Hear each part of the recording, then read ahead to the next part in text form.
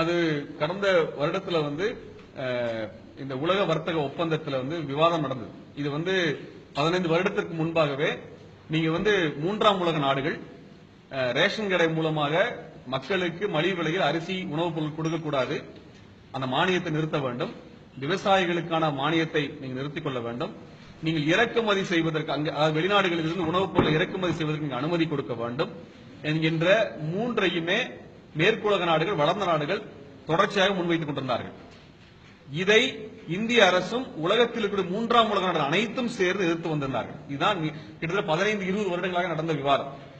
இப்ப நடந்த இது குறித்த மாநாட்டிலே இது குறித்து விவாதம் வரும்பொழுது நிர்மலா சீதாராமன் அவர்கள் அந்த கூட்டத்தை புறக்கணித்திருக்கின்றார். இந்தியா அந்த ஒப்பந்தத்திலே கையெழுத்திட்டிருக்கிறது, இதை ஏற்றுக்கொண்டிருக்கிறது.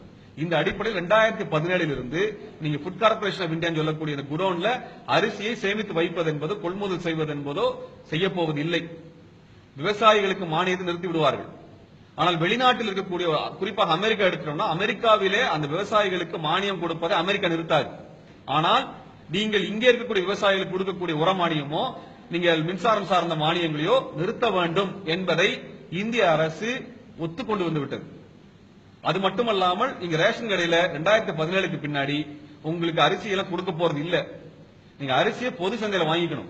ரேஷன் கடையில உங்களுக்கு தரக்கூடிய அரிசிக்கு பதிலாக, உணவுப் பொருட்களுக்கு பதிலாக பணமாக உங்களுக்கு கொடுக்கப்படும். எப்படி கேஸ் மானியத்தை கொண்டு வந்தாங்களோ அது போல மானியம் கொண்டு வர போறாங்க. இதுதான் இதுக்கான ஆதார் அட்டை கொண்டு வரப்பட்டிருக்கிறது. இதற்கு பிறகு ஏழை எளிய மக்களுக்கு குறைந்த விலையில் இது அரிசி கிடைப்பதற்கு வாய்ப்பு கிடையாது.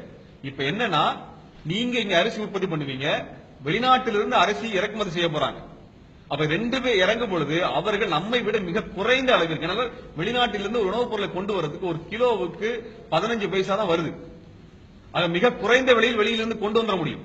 இங்க இருக்க விவசாயிக்கு விவசாய மானியம் இருக்காது, மின்சார மானியம் இருக்காது, உர மானியம் இருக்காது, எந்த விதமான உதவிகளும் தமிழ்நாடு அரசு, இந்திய அரசு கொடுக்க போவதில்லை. அப்ப அதிகமான கடன் சுமைகளை விவசாயம் பண்ணி விளைபொருளை கொண்டு வரணும். அதை இந்த அரசு கொள்முதல் செய்யாது, வெளிநாட்டிலிருந்து இறக்குமதி பண்ணி மொத்தம் விற்பாங்க.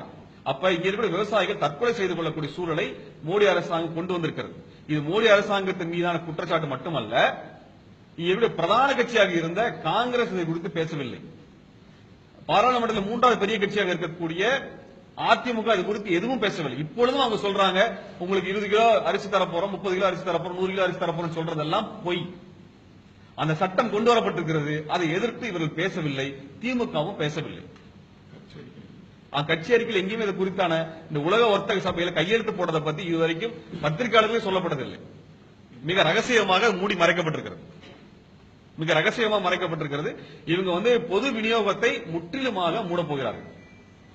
இதைத்தான் நாங்க மிகப்பெரிய ஒரு ஆபத்தாக, ஏன்னா இதில் இருந்து உங்கள் விவசாயிகள், நெசவாளிகள் அனைவருடைய வாழ்வாதாரம் முடிக்கப்பட்டுவிடும், ஏழை எளிய மக்கள்.